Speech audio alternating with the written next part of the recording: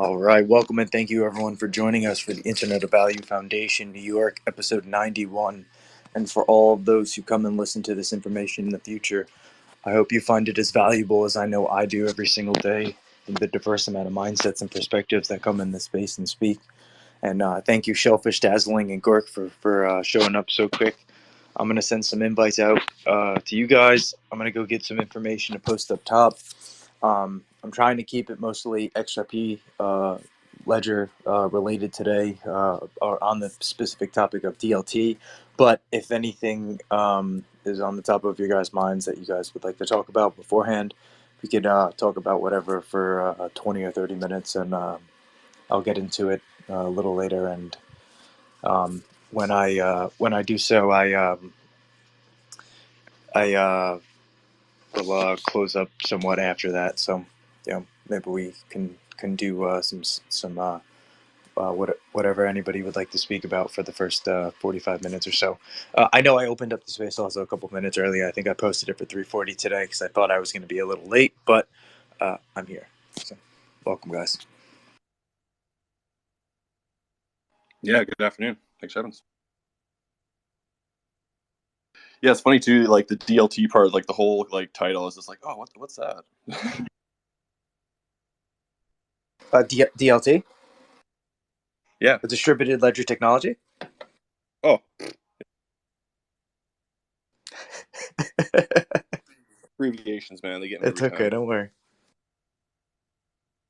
I might have to actually thank you, Death, for DLT and kind of pushing that terminology, because we had, I guess, not an issue, but trying to bridge that conversation with people and getting them engaged rather than saying crypto, because when you say crypto, they kind of scare them away when you first start a conversation with someone within this industry. But you use DLT, as you said, and they're kind of like, oh, what's DLT? So it kind of makes them question a little more, and it works, man. So thank you.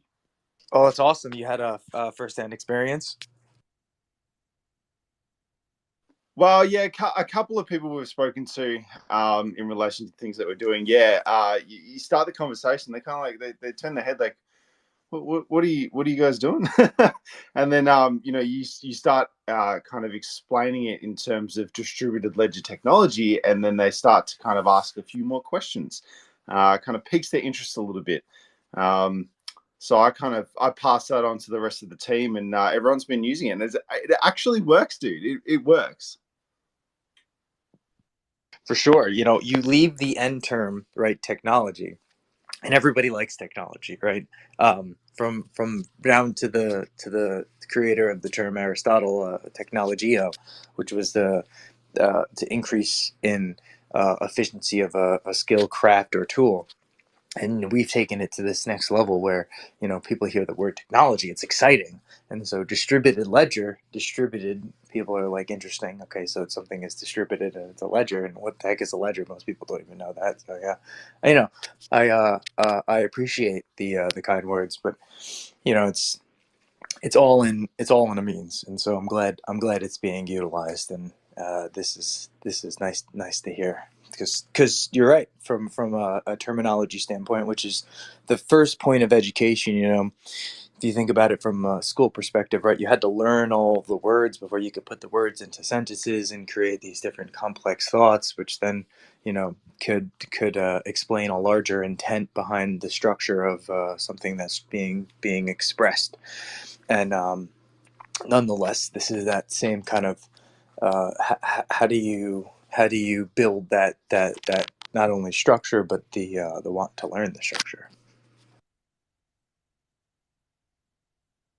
Yeah, I think this is really great too, because like I was trying to explain to my aunt like the other weekend, and she's like totally new to the whole like crypto scene, right? And I was trying to explain to her like what Ripple's doing and why it was so valuable and stuff. And I think like the part I was missing was the distributed ledger technology and just how important it's going to be in the future. Yeah, and that's interesting. That's cool conversation though that you guys were having. I like to sometimes also start with an issue, right? It's like let me present a problem for you to say, why are you telling me a problem? What's the answer? What's the solution? And so then when you come out with a solution that makes a lot of mathematical sense and from a standpoint of logic, it it's very hard to turn away and say that doesn't make any sense to me. And then when you then go say, well, yeah, this is blockchain. This is that term crypto. Although crypto is also a double-edged sword, because like crypto is actually a disease. If you look up what crypto is online, and it's not a nice disease, so it's like it's not the best term we have there either. Dazzling, go ahead, man. Yeah, give me a sec because I haven't my coffee hasn't kicked in yet, but so I'm getting there. Shellfish, that website you sent me last night, which is the Flare Costin Facet. I emailed the Tubu Labs and they got back to me. I just said, "Hey, is this your site? It looks shady." FY. And they emailed me back and said, "Yes, it is. It's a simple facet front end. What do you find shady about it?" So maybe Death can give some clarity if and the only reason why I thought it was shady is because there were no links from their proper website, their official website, to this site in particular. So I'm kind of curious on how you came across the link. And yeah. What website? It was like 3 o'clock in the morning. I had insomnia and somehow I came across it. It was, oh, I know what it was. So, okay, so David Schwartz had a picture of a frog up there, and I'm like, oh, that's funny, Toad, Toa. And like my brain kind of went on this like whole tangent, and I'm like, oh, wouldn't that be funny if Toa was actually Toa, like a Toa decentralized? And then I looked up Toa, and it brought me to the Costa, what was it called? The faucet for Flare, I think, whatever. But yeah, my brain goes on these tangent little runaway trains. You're talking about Toho Labs. Yeah, but it got there from David Schwartz posting a picture of a frog, and the frog jumped to Toad, and I was like, oh, I wonder if there was a Toa, and then I added a D to the end because we've been adding D's to the UNL, and that's where my brain like kind of jumps around and makes total sense in that chaos. But for you guys, it probably looks like absolute hoarding and absolute mess. Yeah.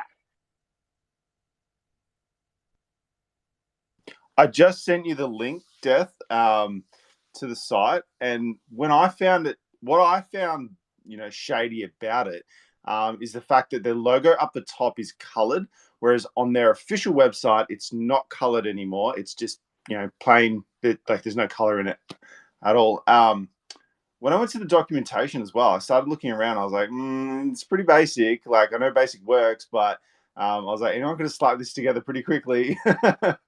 They may have forgot that link was even up. Well, it was giving out like 100 free. What was it called? The Sea Flare or something like that. Faucet? Correct. It's Yeah. Costin Flare. It's a test net. So you could go to the faucet and get some, but it only gives out a small amount. I know. I don't know why, but a friend of mine who just goes to all the faucets for a long time, and he has a ton of test tokens.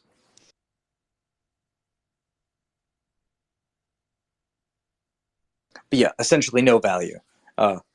It's funny though. They probably did forget that existed, Dazzling. I didn't know it was the test net for Flare, so yeah, that kind of clarifies that for me. So thank you. No problem. Ribbit. And thank you for everyone who's joined so far. Alex, Ghost, Fridge, and Darren. I'm gonna give it like another 20-30 minutes or so. We're just talking about anything that's on the top of anybody's mind that they'd like to speak about. More specifically, though, hopefully more DLT and quantum related. And afterwards, then I will go over the next couple amendments that are being voted on, future amendments, particularly the ones that I'm excited for, and then some different types of nodes that are able to be ran on the XRP ledger. But anybody who would like to speak about anything at the moment, please feel free to just come up and join the convo. Dazzling, go ahead, man. I think we'll get this one out of our system now before we kind of get a bit antsy about it. But the Biden announcement on AI regulation was interesting to hear about.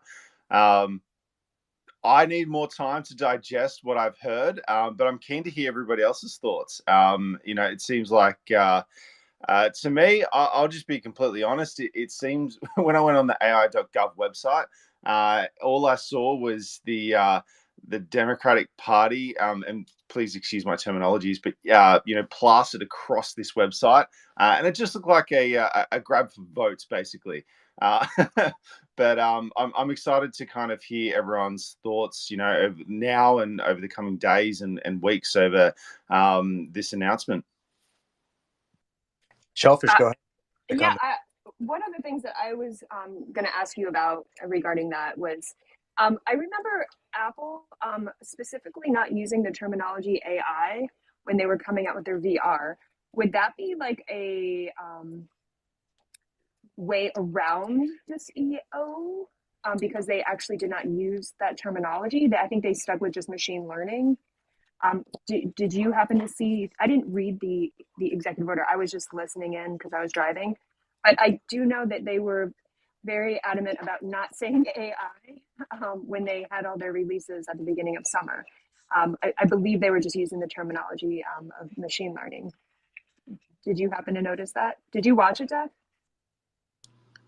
Did I watch what? The president speaking. No, I did not hear him specifically speaking today.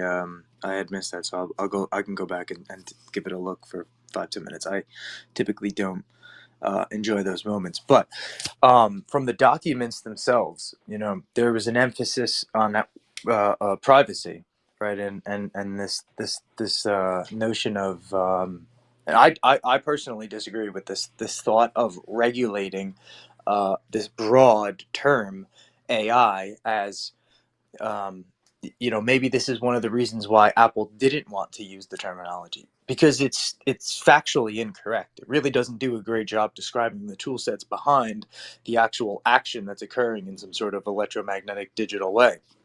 Right? We have large language models. We have either a large language model that has a neural net behind it or a conventional neural network, right, which is just basic CPUs today that in large factory settings are all communicating with each other in RAM and computational software. On the other hand, you have video editing software or audio editing software, which can create some sort of disillusion of a altered state where you have people who can make videos that look like it's an individual who isn't actually there saying something they aren't actually saying. Like AI, you just throw it under this broad term and it creates this kind of control vector, which I personally do not want to see come from the administration of the White House themselves. But we'll see how things unfold. Shellfish, you got your hand up, please. Go ahead. I do say I was happy with the fact that they're kind of looking to crack down more on the data collection on kids. And he did mention something about the only needing 3 seconds to capture your video. I don't know if they said audio as well, but he was joking around saying that there was video footage of him out there, and uh, it was kind of humorous because he's like, I don't remember doing or saying that, and we all know he's not the youngest president we have, so that was kind of comical. But yeah, the whole kids section where I think they're going to do a little bit more tightening up. You sound a little far away. If you could get closer, sorry, Sean. Sorry. Yeah, I'm happy that the fact that they're doing the restrictions, I think, or they're going to try to do more restrictions on data collection for the kids. Is it just me, or did she sound very far away to you guys? Sounds okay to me. Strange. Not too bad, but I have actually noticed there's been a few glitches in Spaces the last 24 hours. It definitely does happen, but and I'll go over it right while we're in the space. Right, this first part, for the first thing being the fact that it's an executive order, right, which means that it has not been passed through Congress, and so really been deliberated on and agreed upon.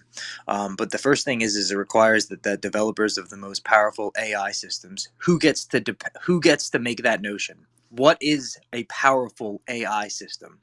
Is if I have a server in my house that's running a large language model, and I have, say,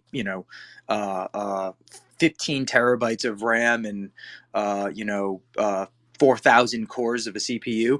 Is that a big system? Maybe I paid 25, 30 grand for it, right? But in reality, it's like who makes that decision, right? So that's something that right off the bat. But share their safety test results and other critical information with the U.S. government.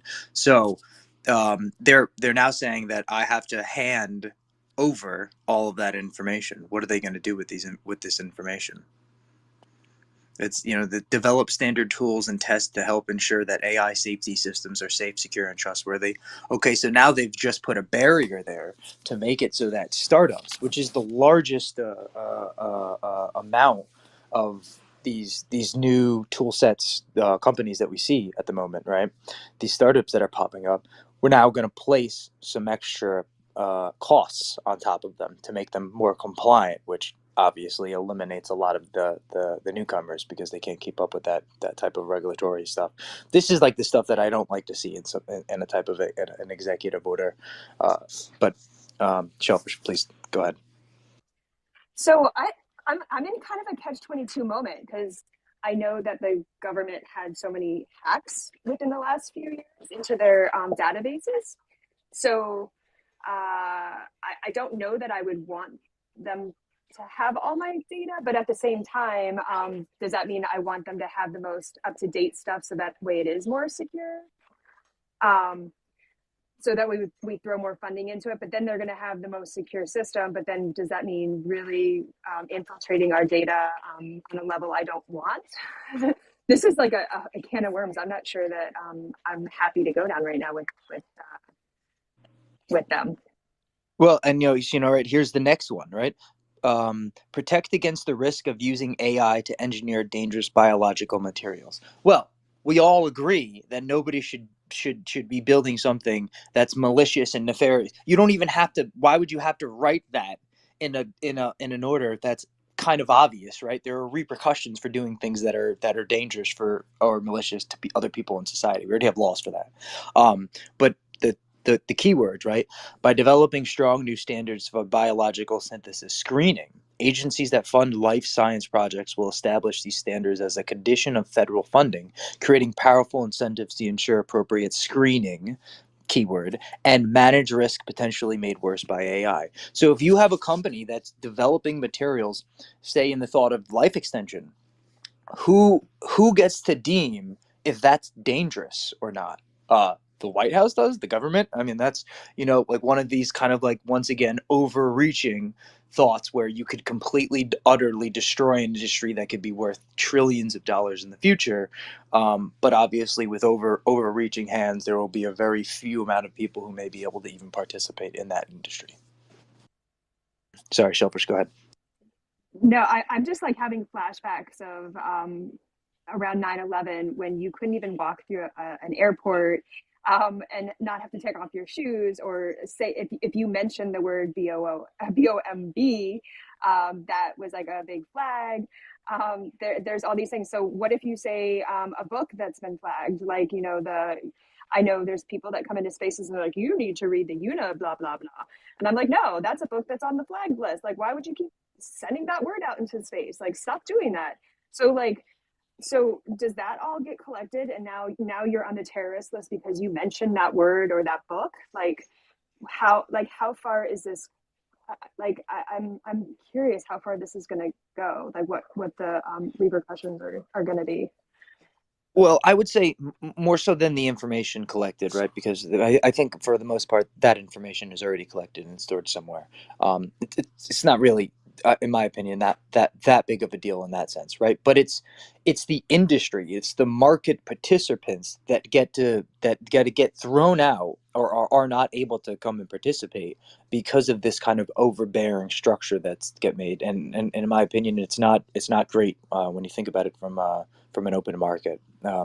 But plus sides, right? There are two things that I really did enjoy from it. So that you protect Americans' privacy by prioritizing federal support for accelerating the development and use of privacy-preserving technologies, so including ones that use cutting-edge AI and that let AI systems be trained while preserving the privacy of training data. Very vague and over kind of gray area, but in the right direction, right?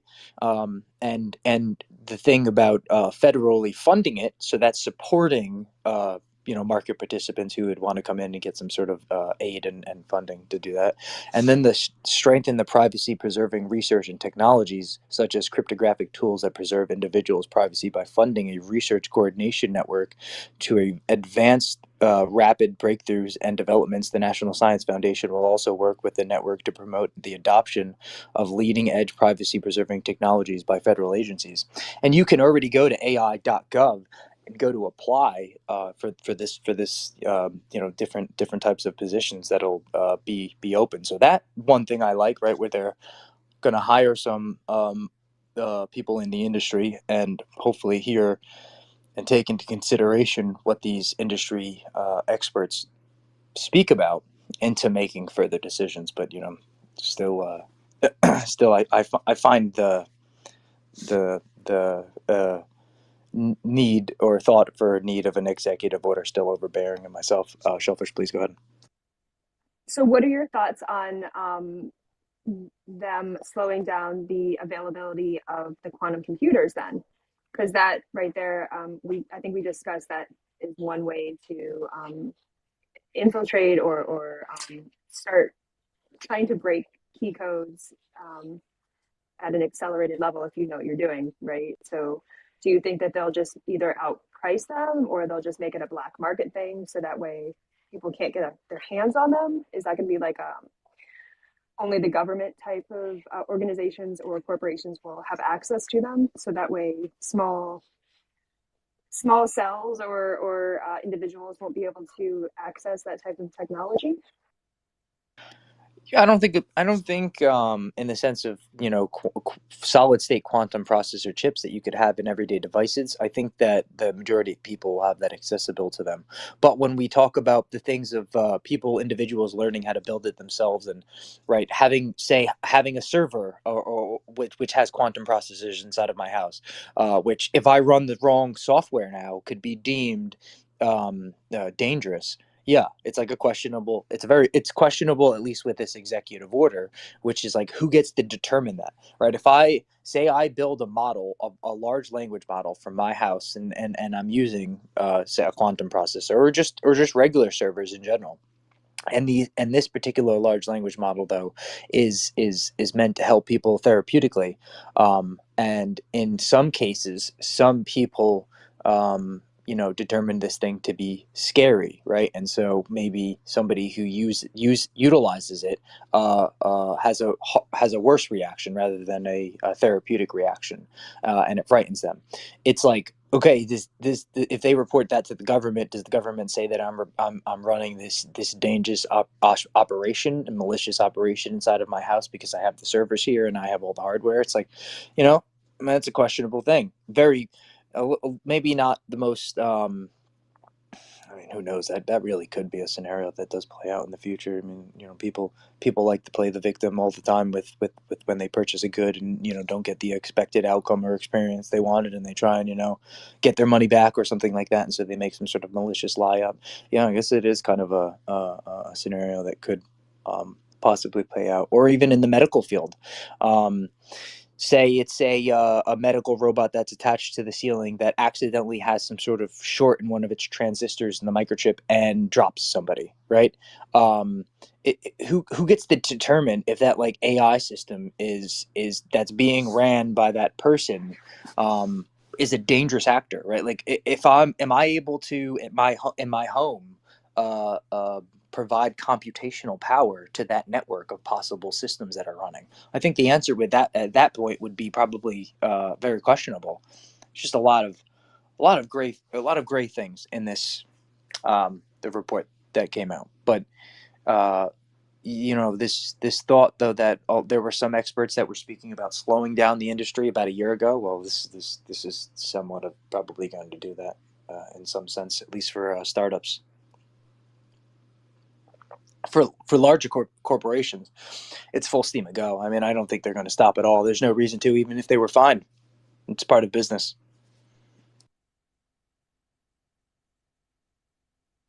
Thank you, Dev. I'm just trying to wrap my head around all that. That was a lot. Yeah, it's more so it doesn't help the small new competitors who are coming into the industry. It really provides a little cushion, a little buffer for the larger participants at the moment. One of the other things they were mentioning was watermarking the AI technology. And it just seems that putting them in NFT seems so much smarter. I mean, there's tracking, like you're not having, I don't know. The watermark factor didn't seem very long-term tangible. Like, and everybody can get paid. Like if you're using my stuff, hey, like there's a track of it, and everybody down the line gets a cut of it, right? Yeah, but everyone needs to know that that NFT ID is the correct NFT ID, because I could just mint another NFT and use that same image, and unless you know which one is the real one, it could become tricky in that sense for that particular scenario. Is that Um, not like facial recognition technology though? Like with an NFT, if you've got a picture of a picture, wouldn't that be like whoever put it on the blockchain first and minted it? That would be the original. No, the power of the NFT comes down to, and this is where ZK rollups or like a zero knowledge state proof really comes into it. Because if I can have a third party verify that this particular cryptographic hash is 100% correct, well, then you know that the data that that NFT is pointing to, which is hosted by that particular actor, right, is the correct information. And then when I, in the state, like go give you, say, my medical records, when I cryptographically enable that by signing a transaction, right, you know that I'm actually me for sure because it's been verified by a third party. If there's no verification, like I said, there's still just like this question that if I mint the same NFT 5 different times with the same image behind it, it's 5 different NFTs. It's very hard to pick which one is the right one unless you know for sure. So, do you think that the stuff that we're printing up on Dolly or Midjourney, like any of these arts, is that more of a watercolor, or do you think there's somewhere in the software that is actually minting it, so it's actually in their code that it's an NFT, and each time we have it, it's going to us, and then in the long run, they're actually getting a transaction. I don't know how that would. Does that make sense to you at all? Like, Or are am you I asking saying that that correctly? would they mint NFTs for you for your images? No, I'm asking if somewhere in the code, when I prompt something, say for Midjourney or Dolly, is it actually minting it inside the Dolly or the Midjourney software, even though I have paid for the permission to use that? Is there somewhere in the code that is actually classifying it as an actual NFT? So there's a record of it, or is it still considered just generating a picture and No, it's just generating. Yeah, it's just generating a picture. So NFT, non fungible token. And so, what is the classification of the token? Is it's non fungible, and that's because it exists with a. It's not the image itself that's the non fungible part. It's the actual long cryptographic identification number that represents the NFT on the blockchain that makes it an NFT. Um, wouldn't it be the wild if down the line it actually came out that those were NFTs that they were generating? well, they'd be paying for it then, or and if it was their own blockchain on their own network, well, they might as well be just using a database because it would be inefficient to do it that way. Well, if it's $30 a month for Midjourney and it's 0.0001 XRP to mint, if they had some kind of deal, like I'm just saying it's not necessarily with XRP, but can you imagine the NFTs that they would have already in their database? I'm just like throwing it out there. That would be wild if that was what was truly going. on. I don't know why that just came to me, but anyway, Dazzling has hand up. Oh no, sorry, Death. No, go ahead. I was going to say, go ahead, Dazzling. And anybody in the Oh, audience, please sweet. feel free if you guys want to hit the request, come up. If you want to change the topic, I'm just doing a whatever is on anybody's top of the mind, specifically on topic of quantum DLT, the XRP ledger DL, and any science question you might have for the next 20 or 30 minutes. Then I will start speaking about the amendments that are up for voting right now. I know, Zach, that might be a repeat for you because we had a great space yesterday. I'm going to go over particularly the few amendments that I'm actually very excited for myself, and then some different node types. But please, anybody, feel free to come up if you guys would like to speak. And Well, oh, sorry. nope. I was just going to say, Shelley, that sounds a little bit like one thing I've always thought of within creating music. So every time I go to record a song, as soon as you finish, as soon as you press the stop button, that data is basically kind of etched onto a blockchain somehow. Even if not that, if that was too much, the option to basically export a song within a DAW, a digital audio workstation, directly to the blockchain is something that I've always been really interested in seeing kind of put forward. But yeah, I know this is completely kind of off topic as well, but I'm really excited to see the integration of AI into a DAW. I reckon that's going to be an absolute game changer for the music industry. But yeah.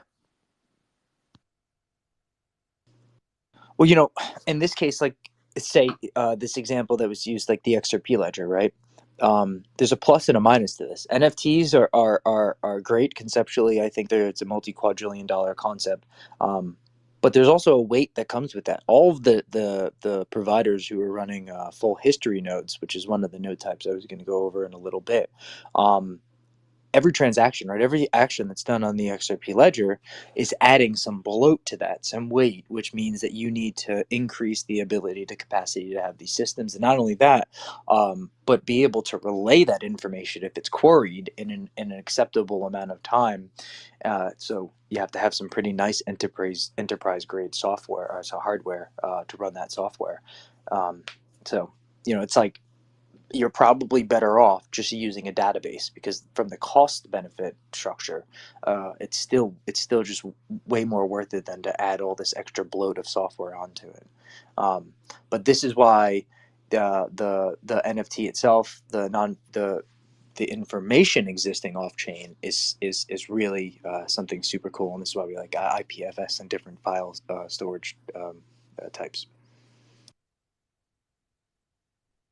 Zach, welcome up, man. Thank you for coming up, and please jump in. Hey, Death. Thanks for stopping by yesterday in my space. That was a fun one. And I just wanted to ask if anybody could share the link for this executive order you were talking about on the AI. I'm assuming that's what it was. I came in here a little bit late, but maybe if someone has a link for that or what the name of it is, I'd love to look at that. And I think that you were making some great points, Death, about, I mean, signaling from the White House is kind of what's an executive order is. In reality these days, it's like Biden making a speech. What does it really mean? Not much. And when the executive orders get put out, they still have to be upheld. And unfortunately, sometimes what we're seeing right now, we have the White House signing executive orders, and we have the three-letter agencies weaponizing those executive orders against the American people and good businesses that are trying to do the right thing. That is the Ripple case in a nutshell. And it's broader than just the XRP Ripple case, but great points that you're making as far as the role that these executive orders play. And we really need to check that. It's unfortunate that we have to check our own government against good, honest businessmen and women and capitalists that are trying to move this thing forward. But appreciate you for having me today. Thank you, Death. Thank you for coming up, Zach, and I couldn't agree more. And I really do hope that this is like a signal to Congress to say, all right, we got to do something now, because this executive order is way too overbearing and vague and gray area, and it already, in the sense of small businesses, is going to be scaring people, in my opinion. So I hope this is a push for everyone in Congress to come out and do something. Well, and what excites me about crypto is it's something that doesn't have to be political, right? Both sides can really get behind this. It's just common sense, free markets. We want capitalists to be able to, and like Gary Gensler says, we want the gold standard of capital markets, and crypto is going to be included in that. And we just, it's unfortunate that we're having to put up a fight against our own government these days, but appreciate the conversation. And the problem is too with crypto and then with AI, like you guys are talking about, quantum computing, it's developing so quickly that it's really getting out of their reach. And so this is where they need to have healthy public-private partnerships, because the private space is really moving the needle. 100%. I couldn't agree more. And without that private public relationship, and I'm glad you brought up DLT, because when they talk about security from a cryptographic means, I look at DLT and something like DID, digital identity, which is one of the amendments I'm going to go over later. Um, it being such a crucial role in being able to administer a privacy safe system while adhering to the ability of instant transmission of information. Right, today I give you my identification, you have that information instantaneously. There should be absolutely no reason in a digital age that you can't obtain that information just as instantaneous from the means of a privacy way, where you can't even take my ID. I actually have to give you a signed authorization to have this information. Yeah, I think this is an enhancement, if done right, could be an enhancement to the security that exists already, as we already have it, in the privacy that we already have. Um, but to what you were saying, Shellfish, beforehand, right? It's like when they demand that the AI companies that could be deemed dangerous have to hand over all of the information. It's like, why? It already exists on servers. You could audit the server locations and be able to prove that that information is safe there. Why do you require the information? They're basically getting free information, which uh, I'm one who believes in the 21st century uh, uh, um, data dignity sovereignty, data sovereign data dignity sovereignty. Sorry, that's a tongue twister. But this right that we should be paid for our information that's being taken and being utilized. Right, if you're hitting me with ads because you know the exact moment that I need that new pressure cooker, or that slow cooker, or whatever it is, because I've had these conversations of a slow cooker for the last 6 months, right? Like, if you're taking that information and you're going to produce a result that makes you some sort of profit, I think everybody involved in that should actually be making something in means of you getting your information taken. And Shellfish, please go ahead. Stop me on my rant. No, you're good. I tend to go on them as well. I was actually at an event this weekend and talked to two different parents, and I just wanted to share because one of them worked for the state college, like just regular community college, and one of them worked for the university in the area. And the state college mom said that the students were not allowed to use any type of AI assistance, and neither was the administration. Because I was arguing with her how much more efficient. I'm like, you could literally take, because she works with handicap and getting them, or disabled, to get them into the correct classes and then into the workforce. And I said, if you would just take even your conversation and then feed it in, you could possibly cut your workload, get more students involved, etc. And she just looked at me so cross, and she said, I can't believe you're advocating this. The education level has gone down because of this. The kids are cheating. The teachers can't catch on to it. It's awful. And I argued with her for a little while, and then she got mad and gave me a resting face and then walked away. However, the mom that was at the university, she was actually very excited, said that they encouraged the students to utilize it because they saw the future and knew that they needed to incorporate it into their system, as well as the teachers' administration, and said, hey, can I join into some of your groups and maybe get some lessons on how to utilize this stuff, because we're overwhelmed. We really don't know what to do from here. And it sounds like you know what you're doing. And so I was like, this is two very different approaches to different state, college, and university levels. And so I hope that it doesn't fall behind at different levels of public schools and private schools because of this as well. I hope they start embracing the technology. I have an example last night for myself because I had never heard of the multi-hall problem, and so I had watched a YouTube video, which led me to that, and then I started researching. Granted, I know you're not a huge fan of the ChatGPT breakdowns. We do go back and forth on this, but because of one thing, I think we're just very inquisitive humans, and it leads us down rabbit holes. And I think kids are the same way in their learning, and I think it will open doors. I don't think they'll stop and just let ChatGPT take over. I think it opens rabbit holes for a lot of people, and they pursue what they love because of it. So I don't know. I'm embracing it in the future, and I hope more universities, more schools do the same. Large language models will be a game changer in human psychology and sociologically. I don't know what's up with me today. Dazzling, please go ahead, man. It sounds like the Institute of Shellfish Artificial Intelligence is going to open in Florida shortly. Stay tuned.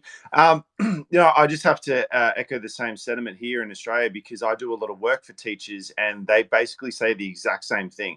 They're like, yeah, no, we've played around with it, and we're utilizing it, but the schools and the board and even above that, they just the red tape's there, and they just won't let them use it at all. They won't bring it in. They won't even let them use it to, correct any work that the kids have done.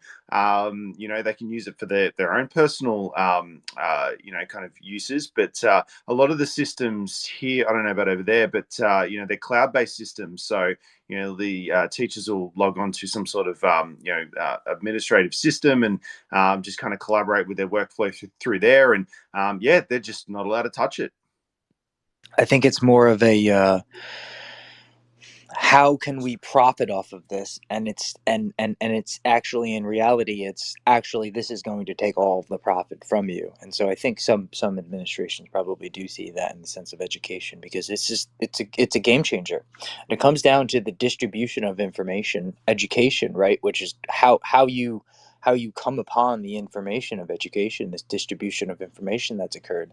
But when you give the ability for the source of information to be directly inputted, say in an educational based manner, what's the reason that you have to go to school every day when I can still apply that same information?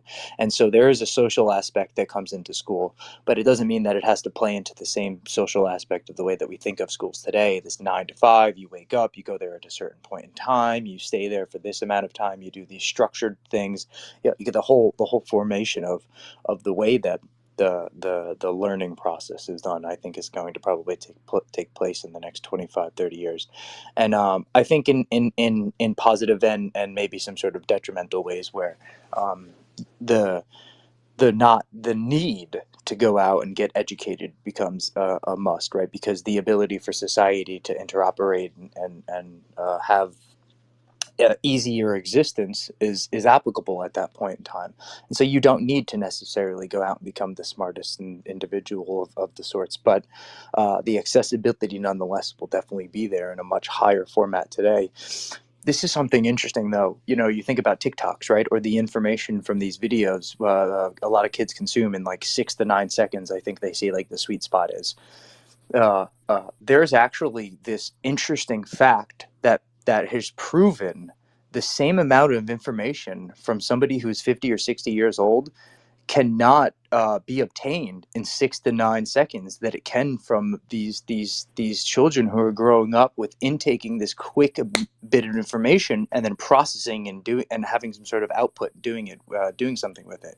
Now, if it's fueled by just dopamine rushes and that's all you're doing is just getting the dopamine rush, that can be very detrimental and dangerous because you just search for that. But at the same time, that could also compute to being able to understand and process information much faster. Start thinking about things like neural links and these BCIs. I posted a video up top, by the way, for anybody who wants a beginner video that goes to a little bit intermediate about different brain control interfaces, both invasive and non-invasive.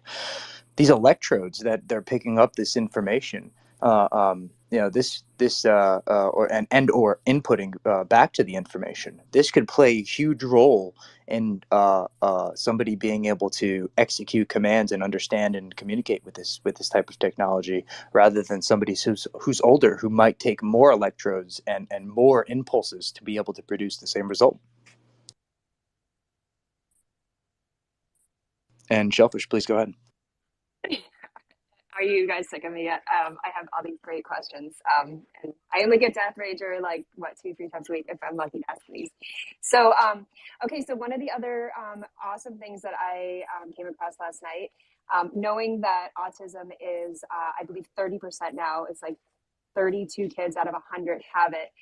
So one of the kids in the videos that I was watching about the savants, so his parents realized that he had autism. I think he was around 3 or 4 years old, and they his name was Jacob Barnett. Ended up being this brilliant kid who loved mathematics and quantum physics, astrology. Was taking classes at I think it was the University of Indiana at like 11 years old, and the parents didn't realize like he wasn't getting along in class or something along that line, and all of a sudden he was bored, and they realized he was so accelerated. I think he taught himself calculus in like a month because he wanted to take the classes at the university, and they were like, hey, if you know how to do this, you can come take these classes. He taught himself the entirety of 6th grade through 12th grade in 1 year. I mean, so imagine if we have a third of our population right now are autistic, and they have even a tenth of that, like our savants. Like, can you imagine how Neuralink would play into this, and the problem solving that these beautiful minds are going to be playing in our new network? So I'm kind of excited. We're going to be able to find them faster, hopefully, and get them integrated in real world problem solving. So yay.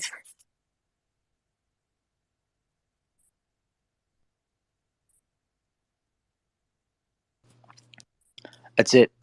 It's this step of evolutionary processing, and technology itself being part of evolution. This process of higher efficiencies, higher awareness of the surrounding existence, and ability to share higher intents of experience and understandings of such intents. So it's definitely a very interesting time to be in. Dazzling, did you have your hand up before also? No, I don't think I did. Sorry. Sorry about that. But LA does. LA, Yep. welcome to the Spaceman. And McQuack, if you would like to speak after LA, because you have not gotten a chance to.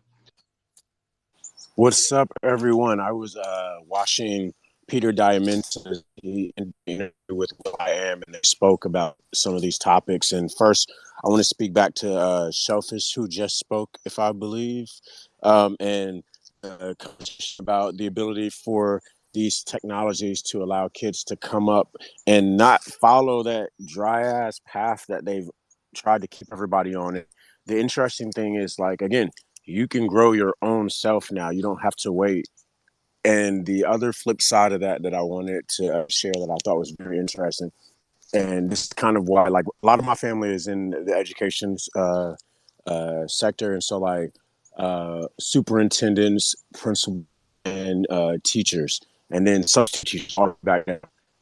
So like, one of the things will.i.am said that we got to be aware of and watch out for is intellectual insecurity, as these kids are going to be in chat rooms with AIs, and they're going to be popping off quips back and forth with their friends, and the AI is able to pop off and have conversations and be more witty than them. And so before, you were competing against your friends for wittiness and popularity likes, and then now maybe there's an AI that's in there doing this, and now it's even more of a competition. So I don't know how that's going to play a part into society. The wittiness, the intellectual factor, how we will compare ourselves against that. And he gave the example of looking at how kids' perspective changed when Instagram came out, and their personal identity versus their filtered identity when the filters became popular, and how that affected psychology. So that's one thing that I'm being mindful of at the same time. But I mean, like, honestly, I live in a small ass town, 8,000 people. no one out here thinks they're going to be anything than a factory worker. I'm from LA before COVID, and so like I have a totally different perspective of their possibilities out here. They actually have a room to think, and so I'm trying to show as many kids and as many parents how to interact with these technologies. And a lot of it is just like intimidation. And I'm telling them, you don't have to. You're not coding anymore, guys. You're just talking. But it's still just like a gap of how do we get people used to interacting with something that they have long since feared was going to take their nerves, and how we can allow, like my son sees me on I ask Perplexity AI every question. I don't go to Google anymore, or I use Google's new what is that, Bard. well, not even the Bard. I'm using the AI, the lens, Google's new lens. Like I go mushroom hunting. There's a huge pecan field around my house, and so go mushroom hunting, and I can identify everything. I found reishi, all types of shit, and I can go and I'm showing my son how to interact with this thing as a function. Like, oh, this does this for me. And I think like as many ways as we can show them how to interact with this, that kind of breaks down those barriers. But like I also have a neighbor who's 12 years old. He struggles in math. His father's not a intellectual in that sense. He's been construction worker. He's 12 years old. His father is like 60 something and no mother around. So I'm like trying to get him into that world of, hey, you don't have to depend on the world around you who is failing you. You can get into the AI. And so it's just like, how do we, I think more avatars maybe that kids can talk to directly might increase the likelihood of interaction. And I don't know, it's going to be interesting as we get towards the movie Her, and kids now have avatar friends. And that's all. Just wanted to drop that. Oh, thank you very much for coming up, LA. And you gave this really great example of something that clicked in my head where like a large language model would have really benefited being. And so this scenario, like you have Snapchat where this app where you could download and use all these filters, and just like you said, right? Some people are like, oh, cool filters, and some people are like, oh, I look better in this. Like I don't like the way I look because I think I look better like this, and then it's like, you know what? A large language model being there, some sort of companion being there that could have said, you're beautiful. You don't need that. It's just an addition to making your experience better or more fun. And you're just like, you know what? You're right. Like, boom. Like, that's what I needed to hear at that exact moment to keep my dopamine level, my exact sociological structure in the means of an upward trajectory and of efficiencies for our society and loving. And like, I think that is just so cool when you can think about that tool set existing with that. Can I drop one more thought into that you just gave to Yeah, me? please go ahead. Um, so my wife, when I first met her little brother, he was 14 years old, and I was studying Python at the moment so I could get into AI. And so I gave him a challenge: start studying Python with me, and whoever builds their first program wins the bet. And so I showed him how to use Instagram the way I use Instagram, and I taught him how to block all the things that weren't around the subject that he was trying to learn. And that was like friends, everything was muted, and only allow accounts that were about the subject that he was learning to get to basically feed him. And so he did that. And like he beat me like 3 times over learning this coding language and implementing it, to the point that during summer school he got hired by the school to help them keep track of all their computers and bring stuff in. And while he was in COVID lockdown, he wrote an algorithm that would allow him to not be at his desktop, because it would automatically sense the refresh button that his school had implemented on his screen and click it and send the signal back. And I was like, bro, I love it. But like, if there was some way that parents could find, if there was an AI that parents could use that would keep kids on social media kind of safe, and it's like, hey, that looks like it's something that I don't know how we do that. And it seems like a great idea, but I see that it could go both ways. But like, if there was something that could safeguard and say, hey, let's not go that direction, or like just kind of like you just said, there should be something that says you don't need that, or oh my gosh, that's interesting, and let's go this way, some kind of redirector. I think that'll be safe for us, because I mean, like, dude, like we're bombarded. My background is in advertising, so like I know what they're doing to us. I've sat on these calls with these social media platforms, and it's like they just need engagement. They don't care what the cost is, and so however we can figure out to safeguard our kids. I think there's going to be like some AI that's like a parental control, but it won't feel like parental control to the kid. It'll just feel like that's going to be interesting, bro. Yeah, I really like to coin it this large language model assistant, right? One that can grow with you. And so a sustained amount of time where there's a trust in this large language model. There really needs to be a lot of defining factors: where the information is coming from, the distribution of that information, the source of the software. But overall, I really do think like that's the direction we should go as a species. And Shellfish, you have your hand up. Please do go ahead. LA, all you have to do is have your or your wife's voice, and just guilt the heck out of them. Be like, "Are you kidding me right now? You want to go on that website?" Like, and that's the AI model that just like hovers over them when they're going on the bad sites. Because I know I'm a mom, and my mom still gets me. She's like, "Are you really going to wear that?" Or do you really want to do that? And she still to this day can make me do a second thought on some of my actions. So yeah, and it doesn't take long. Apparently, Joe Biden said it's now down to 3 seconds that they can record, right? So it wouldn't take much.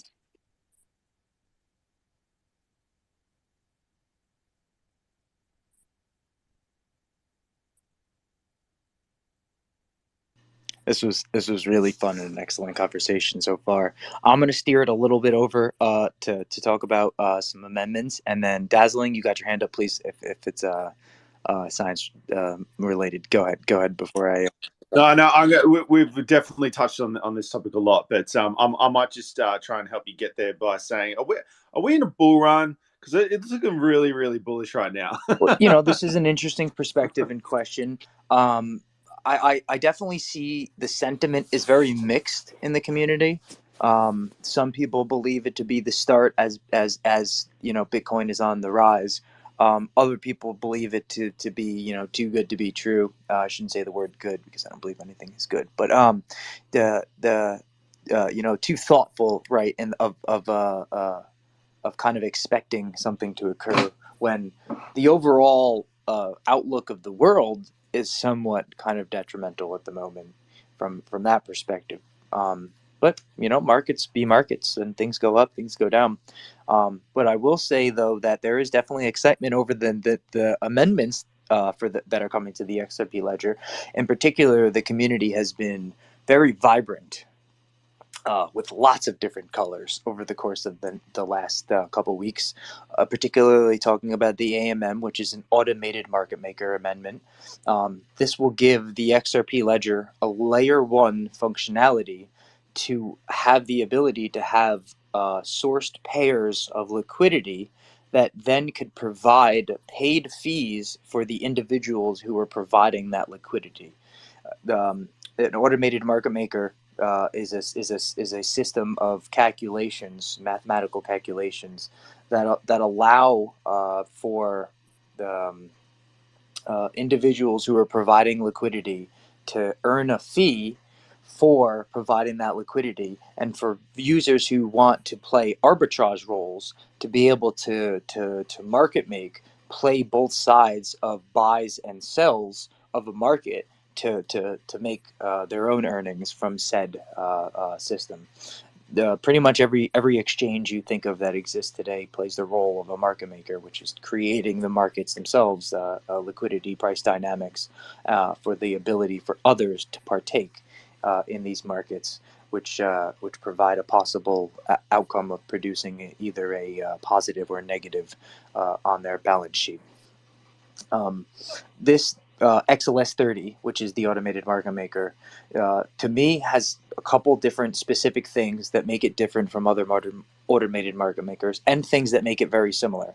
So the code base itself is structured very similar to Uniswap V1. For anybody who has ever used Uniswap V1, also SushiSwap V1 would be very comparable as well. Except for the fact that every automated market maker out there so far that I know of exists as a smart contract, which is a layer 2 or a layer above the encryption layer that is occurring, which is the actual network. And so this being part of the layer one, less attack vectors, especially for the factor that everyone is agreeing upon the code, and it's open source and it's visual, whereas each smart contract possibly has a different code inside of it and possibly has different attack vectors. The also the added benefit of the cost and the speed of the XRP ledger, and the fact that the transactions themselves are what's that term? Starts with an O. The way that the transactions are distributed and agreed upon and validated, it's very hard to particularly front run unless you are actually colluding with multiple different nodes and validators. So this is a really a benefit for when it comes to the thought of like front running. On Ethereum, for example, you have MEV bots, which are bots that are set up to play the arbitrage role and front run individuals by placing higher fees to be paid, and they make hundreds of millions of dollars a year. The estimated outcome of what could be earned on the XRP ledger is something like around $20,000 with today's price, which is obviously very, very low comparatively to a market arbitrage opportunity from a front running perspective. And so all of these kind of added things make it this really dynamic change to the XRP ledger an automated market maker in general, with this added pair that the XRP ledger already has a DEX, and so we already have this liquidity mechanism for trading on the layer one. Adding in this automated market maker that could then utilize that DEX is going to be something that's going to be an interesting dynamic. The liquidity from the DEX. The one thing though that is different from this automated market maker than any other one that I have ever seen is there is a buy position that you can buy a spot to play an arbitrage role that then excludes you from having to pay fees and a couple other benefits. I think there is one or two other benefits you get to play for that you position yourself for 24 hours. And the interesting thing about this is that other people who want to play this arbitrage role can come and buy your position out, pay you for the amount that you have paid for to be locked in for that 24-hour period, plus you take out the fees that you've already earned. And if you would like to then bit back into that position, you then have to buy out that that participant, that agent that bought that arbitrage position that you wanted to be in. So there's a dynamic dynamic role for the arbitrageurs to play in trying to position themselves to get in the best position to play arbitrage on both sides, which creates liquidity and is very beneficial for markets in general. Any questions on the particular automated market maker amendment or anything I've spoken about? Oh, and Vet, you got perfect timing, man, if you want to come up.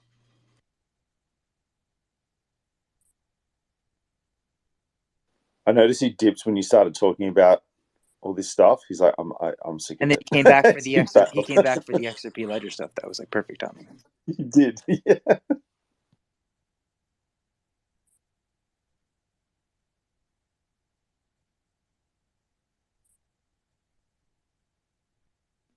AI talk wins.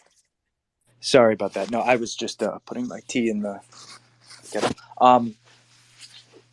All right, so I'll keep moving on though, because other than the automated market maker, man, what is with the tongue twisters today with me? Because I'm tired. Other than said amendment, we have a few other ones that are being voted on at the moment. The other one that I'll bring up though, being clawback amendment, which is potentially more of a larger change than the NFT fix amendment and the XRP and the XRP DEX fee amendment, which is just this fix on this negative spread that could occur. It's this weird mathematical calculation that if there's not enough liquidity in a trading pair, there's just if somebody does the right calculation, can create a negative spread on the DEX, which is obviously very confusing because how can you have a negative spread? It shouldn't be able to exist. So that's one thing that's going to get fixed. One of the amendments that's being voted on right now. The other one was a fix for the XLS20 NFT. It was just, if I'm not mistaken, it was something about how you query the information, and then the clawback, which is the amendment I'm really interested in, because we think about this automated market maker, and I think that it's um, imminent that we're going to have it on the XRP ledger and the mainnet. My fear is that not that it is a malicious idea, but that people will kind of not realize what it is, and without the sufficient amount of liquidity, get into liquidity pairs that will end up having them face impairment loss. And so, unless you know what you're doing, it could be very dangerous participating in automated market maker. I think the clawback feature for me is such an attractive feature, because when you think about stablecoin issuers today and all of the large liquidity producers in the form of USDC or USDT, there's a few other ones actually that have really become popular over the course of the last couple of months that have decent liquidity. They all have the functionality, the ability to claw back the tokens or to burn the tokens that said exist in somebody's wallet from a regulatory standpoint. And when I think of the automated market maker, what it's lacking, or what it may be lacking, is liquidity in the form of stable coins, right? If you want to have these paired assets with each other, the best pair you could have, in my opinion, is an asset that has a fluctuating price and an asset that has a stable value in the form of a pegged asset, right? A stable coin that's pegged to a US dollar.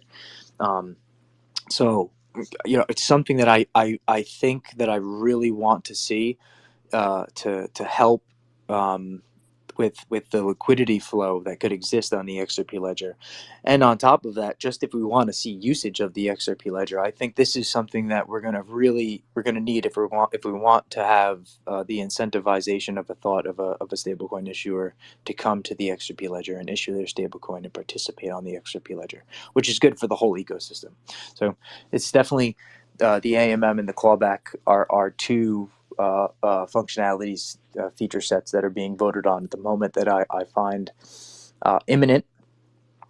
They're both applicable for different settings and highly useful. And I'd like to hear everyone else's thoughts. If you guys want to make any comments about anything I've said so far, or any thoughts on any of the amendments, and if not, I will move on to another 3 amendments that I have on my head, or in my head, I should say.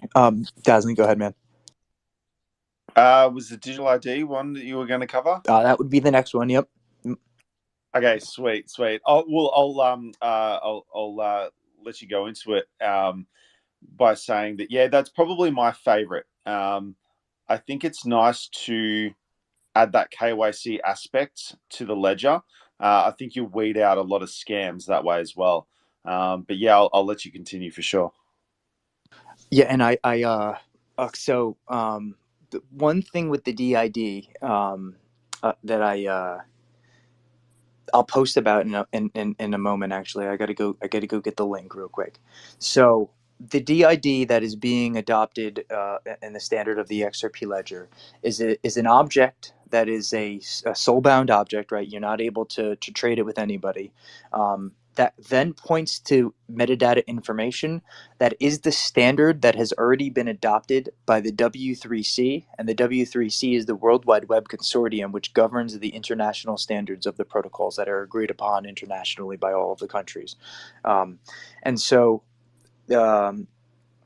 this thought notion, just like you mentioned, Dazzling, right? This ability to have this KYC and AML that could exist on chain without the ability for people to identify this wallet is this person, but it be able to point off chain where you could have a third party that then says, yes, this is the information that this cryptographic means of ownership is proving to own, and have that information remain private, while the interesting update that's coming, if you haven't heard, when the DID amendment gets voted on, the rippled code base upgrade.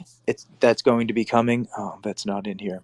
So it'll be changing from 1.12 point, I think it's 9 right now, or what is it, 3 or something like that, to 2.0, right? It's going to be rippled 2.0. And so some of the advantages to this is there's going to be a lot of different API changes. It's one of the things that the XRP Ledger has actually been lacking for somewhat of a decade now, is really easy usage of communication with the actual ledger itself. The API is not the best to get information from in an easy format way.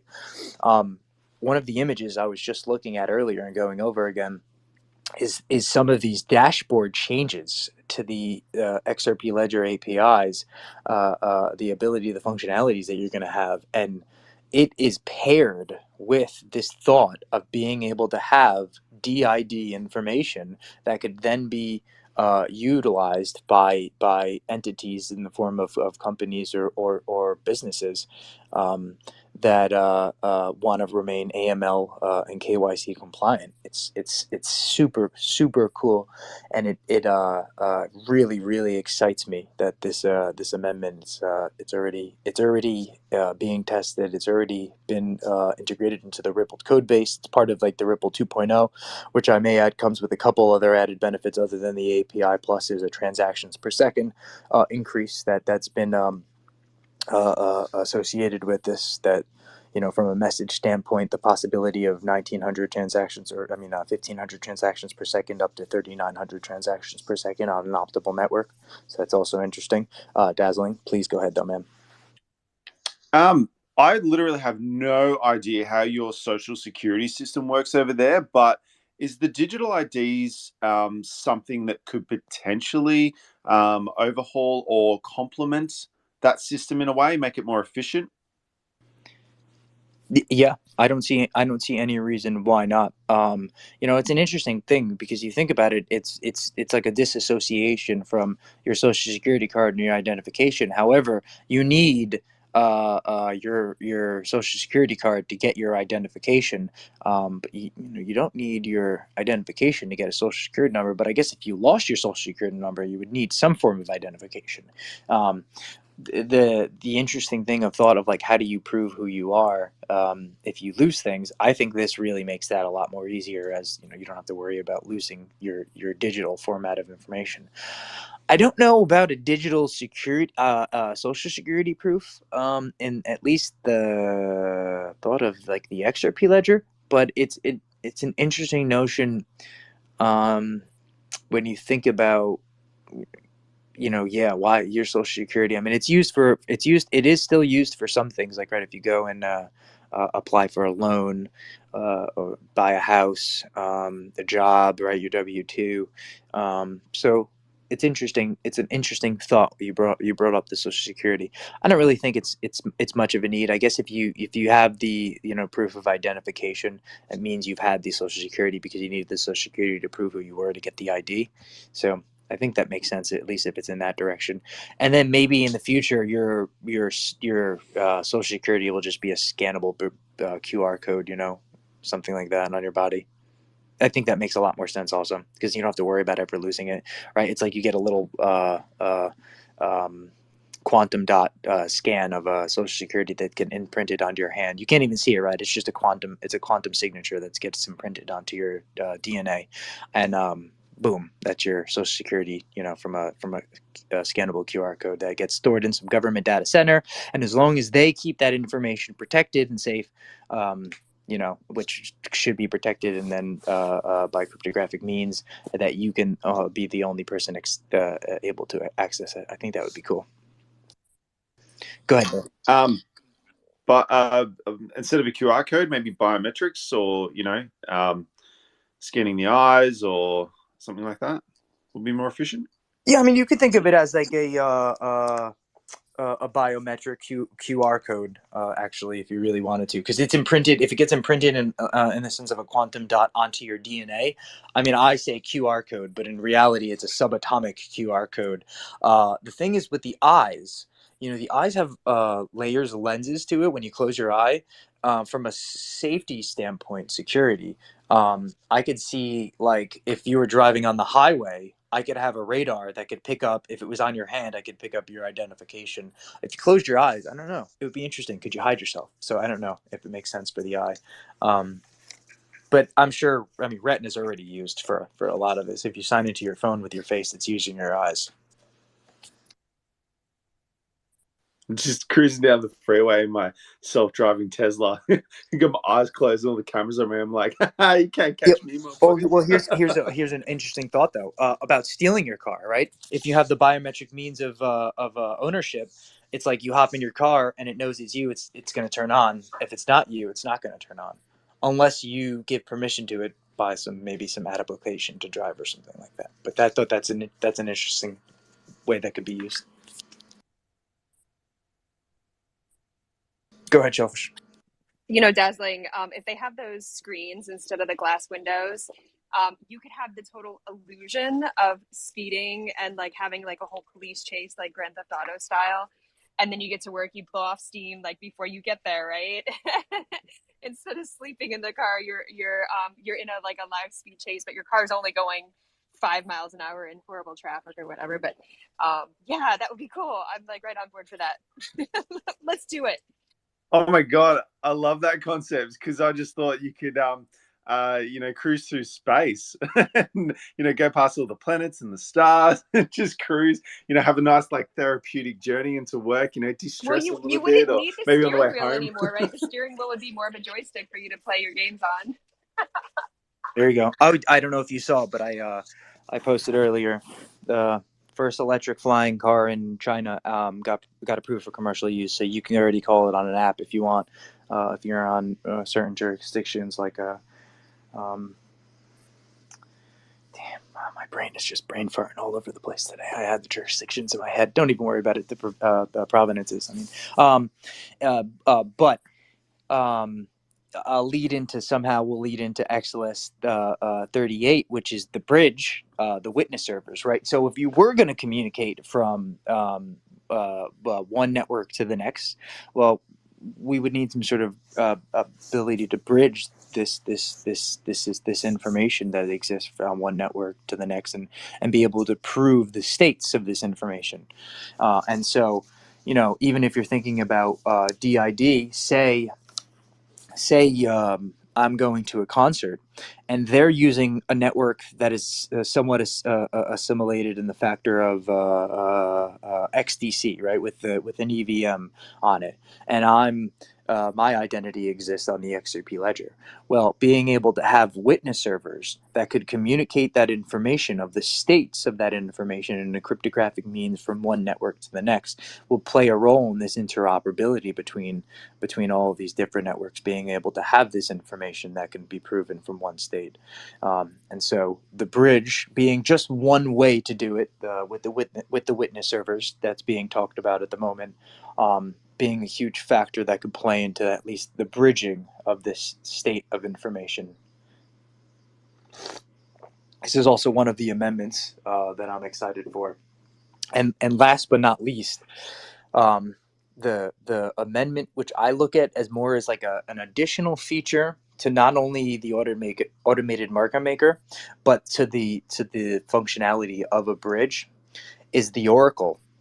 And so XLS 47, if I'm not mistaken, is the Oracle amendment that's been recently released and talked about.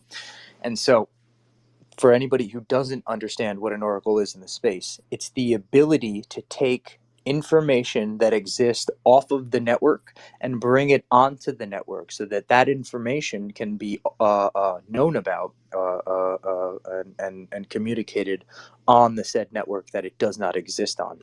And so, if you're thinking about an automated market maker being able to have IOU representation of assets that exist on the XRP ledger that could be put into pools, the proving of the states of those wrapped assets that exist on other networks, and the price functionality into that plays a huge role into liquidity and arbitrage, and so that could be a huge benefit to having that the stability on the XRP ledger for the automated market maker. And then on the same hand, if you're thinking about the bridging of information, being able to transact on a multi-chain world, an Oracle service being instituted on the network is something that's going to make that a sustainable process where we can prove the states of information that exist off-chain, on-chain.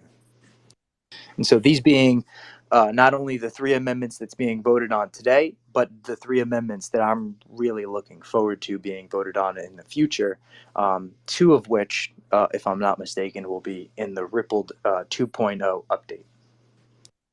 I don't think the Oracle is going to be in the Ripple 2.0 update, although that would be interesting if it was, but I don't think it will be. I think it'll come down the road a little bit afterwards. Oh, and Vet, you're back in the space. If you want to come up, man, I have. I'll probably keep the space open for another 5 minutes or so, and I'll close up afterwards. If anybody has any thoughts or questions that they'd like to speak about of the last few amendments, please feel free, Dazzling. I'd like Vet to come up because I have an AMM question.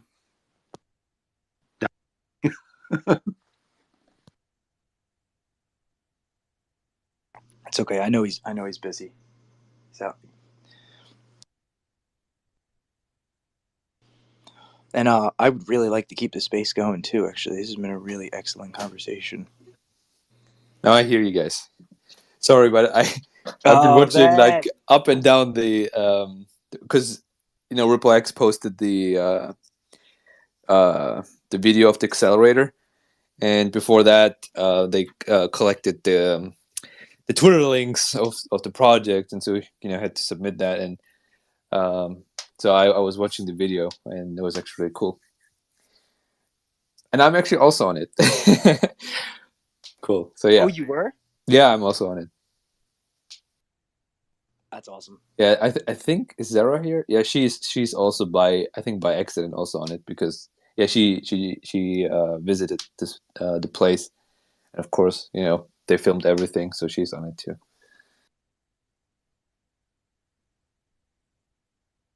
Feel free to post above if you want. Yeah, let me do that. Sure, why not? I was going to ask that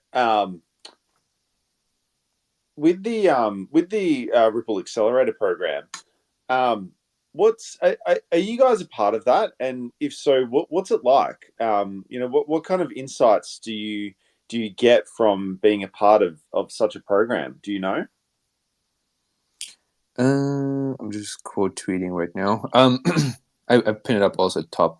Yeah, so it is aimed to for projects who are a bit further along their journey. So you should be further in your cycle. So not an MVP project anymore. Ideally, you have already customers, and you have your fit in the market. So usually running businesses, and of course doing something with XRP Ledger. Those are the criteria usually. And you should be a very early startup. So if you're too mature, you're also not eligible. So you should be in this transitioning between you just got started MVP to a more mature startup. And so when you're part of that program, you get a couple of courses, workshops that you can partake, and they totally leave it up to you what kind of the track you want to go. So, for example, they have a track where if you want more legal advice and all of this stuff, coaching, if you want more a product business advice coaching, then they're going to help you there. Or if you want more about the pitching thing, how you kind of describe to people in very short terms what you're doing, so that they have a good idea and they don't lose interest. This is what we chose, for example, for XP Cafe, because we feel like the market fit is pretty straightforward. The marketplace, the legal thing is also pretty straightforward. And so for us, we don't have any custody stuff. So for us, it was more of that part. And what they give you as benefits is access to said people who could help you. For example, if you choose the legal stuff, then they give you access to, I think it's called QuickNode. It's a legal portal for where you can submit legal questions. Not too, it shouldn't be like really deep dive questions, but hey, I want to, I'm struggling to create a contract for whatever. Can you help me to create a contract, an NDA, whatever, these things? And they will help you and give you like a boilerplate that fits to you. So they give you access to that. If you do product market fit, for example, the business stuff, then they will help you with that.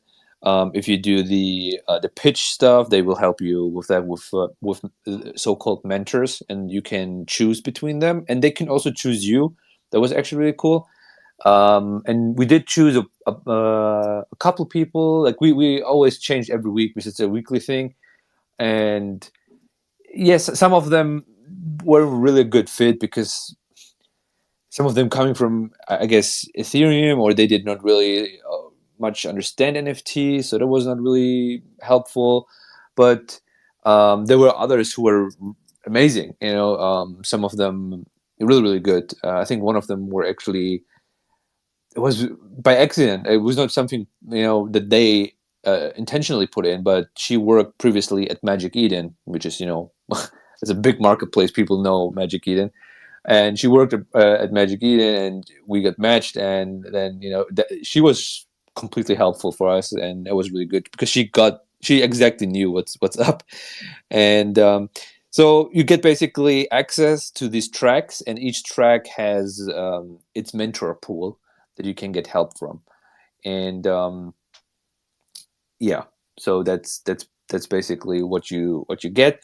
And you go through this program, and each time you meet your mentor, you get homework or stuff to do for next time, if you want to continue with these people.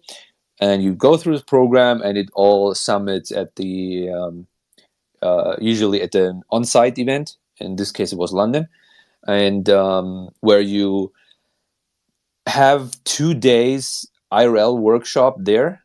So you work out whatever you have to do. Usually, it's I think for our cohort, it was a pitch deck and pitching to each other, and you do basically the pitching stuff. And we worked there 2 days with mentors who were on site as well to coach with that. So we worked out everything there, and then of course then there's the big evening, the last day, where it's like the live stream is, and they invite a lot of people. They invite they say at least they invite potentially if VCs are interested, come to look at it and all of this stuff. But it's not something I mean I can tell you from my experience, it's not something. Sorry, it's not something really these VCs look at because it's like so early. It's not much for them. Especially we are now in a bear market where even the mentors there and the coaches were saying, if you have a really good deal or something, it takes like 9 to 12 months right now to close a round if you do if you do raise. Where compared to bull market, it was 2 weeks. You could close around in 2 weeks. Now it's like 12 months. Can't say those words anymore, Vet. Everybody, the sentiment is changing. The majority of people are starting to think that we're in the bear market, or we're in. Oh yeah, no, we're changing, and now we are in the bull market. Yeah, I mean, when these things come back, right, and then maybe things change, but yeah. So it was usually, so the highlight was really pitching to each other, okay, because there were like 7 or 8 other projects, and us ourselves, and we pitched like to each other. And in the last day, was really nice because it was like at the London office. It was like the top floor. You could see like whole London. It was evening, and like food and drinks and all of this stuff. So from an event perspective, definitely highlight. And you learn, of course, a lot because you do it in a real environment. And people really ask. That was actually really cool because people were asking tough questions, and that was really good even after the pitch. And That helped us tremendously. Personally, it helped us really tremendously because it was really, really difficult to explain all of this stuff really, really quick to not lose someone's attention, and to filter what is necessary, what is not necessary, of this stuff. Originally, we've, for example, really pushed the XRPL, as basically selling also the XRPL, which was really a bad thing, like a mistake, because the people who you would usually pitch towards, if they are interested, okay, they know crypto. If you say XRP, they know they should know XRP or XRP Ledger. So you don't need to sell an XRP Ledger if they are interested, because it's obvious where you are. For us, XRP Cafe. Yeah, but it was fun. It was awesome. It was fun. It was really great. It was the first cohort, I should say. So they tried to improve on that. And yeah, let's see what I'm pretty sure the next cohorts, like maybe the second, the third, and so on, they will be much better. The first one is like, you're at the guinea pigs, and there were a lot of points where Ripple was also asking us, hey, was that good? Can you give us feedback? How did you feel here and there? So they're also trying to figure out if that was good or not.